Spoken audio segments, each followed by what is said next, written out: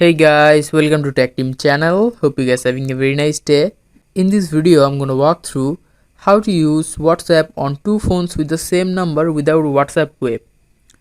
Now in your secondary phone, just remove your SIM card, and after removing it, if your WhatsApp was installed, just uninstall it and reinstall it again.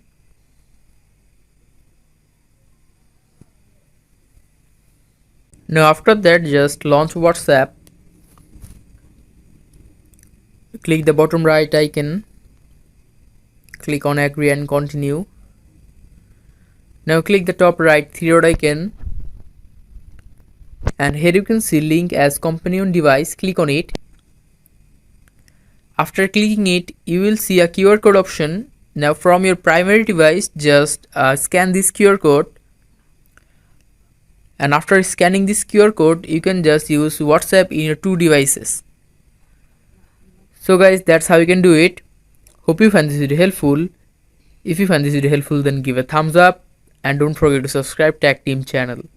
Thank you so much for watching the video.